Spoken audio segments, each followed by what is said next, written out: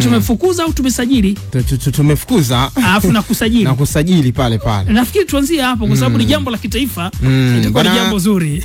Jana shirikisho la soka Tanzania TFF lilitangaza rasmi kuachana na mwalimu Hemed Morocco ambaye ni kochi wa kikosi cha timu ya taifa Tanzania, na kimeachana naye baada ya kufikia makubaliano ya pande zote mbili. Na sasa mwalimu ambaye atakwenda kukinoa kikosi hicho ni mwalimu Miguel Gamondi, mwalimu ambaye pia alikuwa na kinoa kikosi cha Singida Black Stars. Kwa upande wangu mimi naweza nikapongeza kwa TFF namna ambavyo imelifanya hili, kutokana na tunafahamu namna ambavyo mashabiki wengi pia ilikuwa ni kilio chao kwa mwalimu Hemed Suleiman Morocco kuweza kuondoka, kwa sababu kuna mambo dosari nyingi ambazo mwalimu Suleiman Morocco alikuwa akizifanya, lakini ukianzia pia kwenye aina ya uchaguaji wa wachezaji. Tunafahamu timu ya taifa ya Tanzania inachagua wachezaji kutoka vilabu mbalimbali na inachagua ili kuweza kuja kuisaidia. Kwa hiyo mwalimu Suleiman Morocco hajaonekana bora kwenye eneo hilo la selection ya wachezaji, lakini pia ni mwalimu ambaye bado hana sifa za kuishi na wachezaji. Ana changamoto kadhaa ambazo zilikuwa zikijitokeza kwenye timu ya taifa, hususan kwenye aina ya kukaa ama kuishi na wachezaji na kuweza kuwafaa. Unajua, unapokuwa kocha si tu mwalimu bali ni mzazi wa wachezaji. Kwa hiyo zinapotokea pia tofauti baina yako na baadhi ya nyota, pengine wewe ndio baba ambao unapaswa pia kwenda kuwashauri namna gani ambavyo wanakwenda kuishi na kwenye mstakabali wa soka, hata wakigombana wao kwa wao.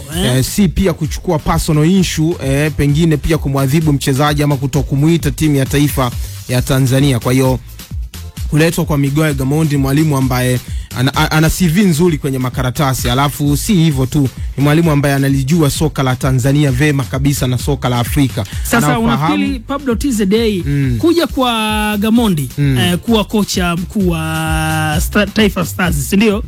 Unaiona wapi Taifa Stars chini ya Gamondi? CV ya Gamondi inajieleza. Ni mwalimu ambaye ni mzuri kwenye kufundisha mbinu zake, ni mwalimu ambaye anawajua. Unajua, mbali tuna kuwa na CV kwenye makaratasi, CV haichezi.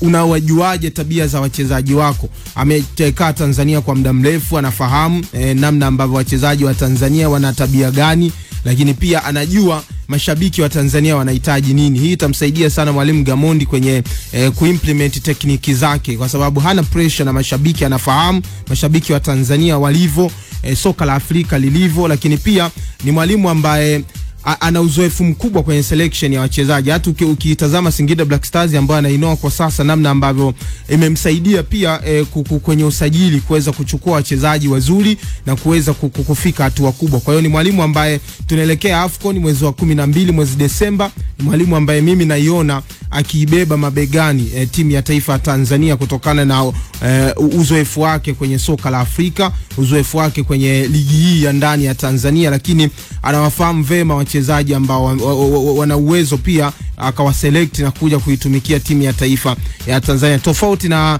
TFF wangeopti kwenda kuchukua mwalimu mgeni kwa siku chache ambazo zimebaki kuja kukinoa kikosi cha timu ya taifa Tanzania, ingemuia ugumu.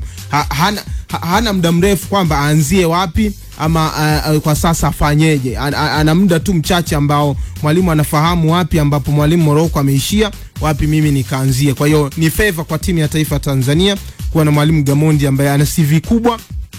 Amefundisha vilabu vikubwa Tanzania ikiwemo Dar es Salaam Africans, lakini pia ametoka akaenda kusoma soka la Uarabuni kule.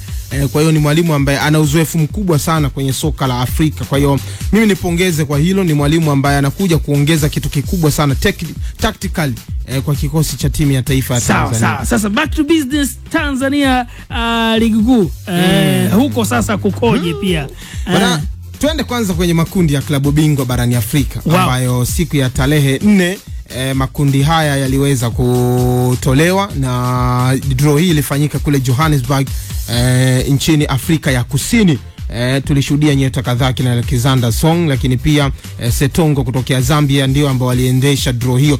But speaking of makundi haya, kwa vilabu vyetu vya Tanzania, Dar es Salaam Africans wakitupo kwenye kundi baba, kundi B, ambalo Al Ahly yuko pale, lakini pia yupo JS Kabile kutokea pale Algeria, lakini pia yupo FAR Rabat kutokea pale nchini Morocco. Na ukilitazama kundi hili kwa haraka mashabiki wengi wanaiona kama Dar es Salaam Africans ni underdog, lakini mimi nakataa. Dar es Salaam Africans kwenye kundi hili sio underdog. Yanga ni timu ambayo kwa sasa kwenye soka la Afrika, kwenye timu ambazo zinacheza kisasa, ni timu tishio kweli kweli. Ukimtazama FAR Rabat si timu ambayo ina mafanikio makubwa sana kwenye klabu bingwa barani Afrika. Ni timu ambayo pia ina struggle kupata mafanikio makubwa kwenye klabu bingwa barani Afrika. Ukimtazama pia JS Kabylie ni timu ambayo haina mafanikio makubwa pia kwenye klabu bingwa barani Afrika, na mafanikio makubwa kwenye ligi kuu ya pale Algeria. The same kwa Dar es Salaam Africans ambaye ana mafanikio makubwa sana kwenye soka ligi kuu hapa Tanzania. Na kwa Afrika, Dar es Salaam Africans ina mafanikio, of course imefika finali ya kombe la shirikisho, lakini pia msimu jana ikitolewa kwenye hatua ya robo finali ya klabu bingwa barani Afrika. Uwezo kaiandamani Dar es Salaam Africans kwenye kundi hili kuona kwamba haina nafasi kubwa kwenda kufuzu. Speaking of Al Ahly, tunafahamu Al Ahly ni klabu ambayo ina mafanikio makubwa, na kwa sasa Al Ahly uwezo kawapigia kwenye timu ambazo pengine kwa haraka zinaweza zisifuzu kwenye kundi hili. Vita kubwa ni kati ya Yanga, FAR Rabat, JS Kabylie, namna ambavyo zina transition ya mpira wa kisasa. Lakini kwenye kundi hili cha kuvutia ama cha kusikitisha tu kwa Yanga ni ratiba ngumu ya safari zake. Tunafahamu Algeria, geographical area ya Algeria, Misri pamoja na Morocco ni nchi ambazo zimesogeleana sana ukanda ule. Yanga inamlazimu safari nyingi kutoka Tanzania kusafiri kuelekea kule kwenye mataifa ya magharibi kwenda kucheza michezo. Kwa hiyo ugumu wa Yanga hapa pia yenye issue ya safari. Tunafahamu timu zetu hazina usafiri ama private usafiri kama ndege za kwao. Tofauti na vilabu hivi kama Al Ahly ambayo ina ndege ya kwao, wao wanaamua safari wanaianza lini. Tofauti na sisi tuna kodi mashirika mbalimbali. Kwa hiyo Dar es Salaam Africans ugumu mkubwa uko hapa, lakini cha kufurahisha kwenye makundi haya wanacheza michezo miwili, baadaye wanaenda break ya AFCON, baadaye wanarejea. Kwenye break pale pia kuna masuala mazima ya dirisha dogo la usajili. Kwa hiyo kama mambo hayatakwenda vizuri kwenye mechi hizi mbili, una nafasi pia kurejea kwenye makaratasi yako na kuchukua wachezaji wazuri. Kundi ambalo jingine ni kundi D kwenye klabu bingwa. Simba yuko pale, Esperance de Tunis, lakini pia yupo Atletico de Luanda pamoja na Stade Malien. Hapa bado naiona nafasi pia Simba kufanya vizuri. Profile ya timu zote hizi ambazo ziko hapa, ukimtoa Esperance de Tunis ambaye pia ana mafanikio makubwa kwenye klabu bingwa barani Afrika, hawa wengine kama Simba anawamudu kwa kiwango kikubwa. Simba ni timu kubwa, ni timu ambayo inapokuja kwenye mashindano haya ya kimataifa ama ya Afrika, klabu bingwa barani Afrika, huwezi kumwandamaini. Ni timu namba 4 kwa sasa kwenye ubora pia, ikiwa top 10 kwenye ubora barani Afrika. Kwa hiyo ni timu ambayo ina kila mkakati wa kuweza kufika hatua kubwa zaidi. Cha kufurahisha kwenye michuano hii ya mwaka huu, kila timu imejiandaa. Tumeshuhudia kwenye michezo ya awali namna ambavyo timu kama Singizini Hotspurs lakini pia Silver Strikers ametoa ushindani mkubwa. Kwa hiyo hii inadhihirisha kwamba timu zote zimejiandaa kwa ukubwa na timu zote zimejiandaa kikamilifu kabisa kwenda kucheza michuano hii kwa ubora mkubwa. Kwa hiyo hakuna kundi rahisi kwenye michuano hii ambayo nimeliona mimi, hususan kwenye timu zetu ambazo zimepangwa hapa. Ni makundi magumu yote, ni makundi ambayo tafasiri yake kama timu haitajiandaa vizuri naweza tukashuhudia pia zikiaga mashindano. Lakini kwenye shirikisho huku Azam FC akiwa kwenye kundi gumu kweli kweli. Wydad Casablanca yuko pale, AC Maniema na Nairobi United. Ubora wa benchi la ufundi wa Azam FC, mimi nafahamu pia mwalimu Florent Ibenge namna ambavyo ana mafanikio mengi sana kwenye soka hili la kimataifa, hasa la bara hili la Afrika. Lakini siwadai Azam walipofikia hapo. Azam mimi sina cha kuwadai chochote kwa sababu mafanikio yao ama malengo yao makubwa ilikuwa kufika kwanza hatua ya makundi ya shirikisho. Haya mengine ni etc. Lakini etc hii isiji kawa aibu kwa taifa ama kulitia doa soka la Azam FC. Kwa hiyo wana nafasi pia kwenda kufanya vizuri. Nairobi United si team tishio, AS Maniema pia sio team tishio kwenye kundi hili. Issue ni kwa Wydad Casablanca ambaye pia kwa sasa amefanya reforms zake za kuweza kurejea kwenye ukubwa barani Afrika. Tumeona wachezaji wakubwa kisajili Azizi Ki kimngoa pale Dar es Salaam Africans, lakini wakipata pesa nyingi kwenye FIFA Club World Cup kule. Kwa hiyo wamejiandaa vema. Kwa hiyo Azam ana kazi ya ziada kwenda kufanya. Nafahamu tactical ana mwalimu mzuri, ana benchi la ufundi ambalo lina ukubwa, wachezaji wengi wazoefu kwenye michuano hii.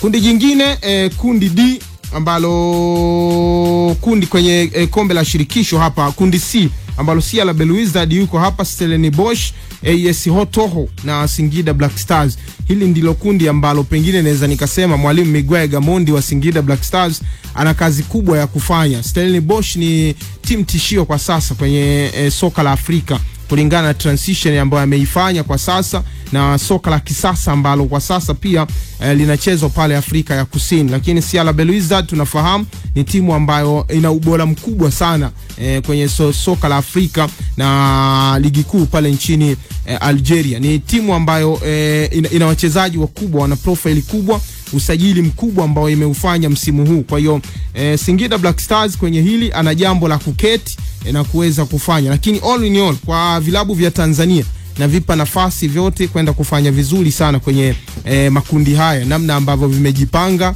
vimeonyesha upinzani mkubwa sana kwenye hatua hii ya awali, na vimeweza pia kupitia mikiki na sajili ambazo zimefanya na kuweza kufuzu. Hatuwezi tukasema kwa sasa haviwezi kufikia hatua hii. Sawa. Mengi zaidi bwana, tukutane kwenye Sports Junction na 1 dakika 20 mpaka 3 pale. Sasa tutachambua kwa kina kundi moja baada ya jingine.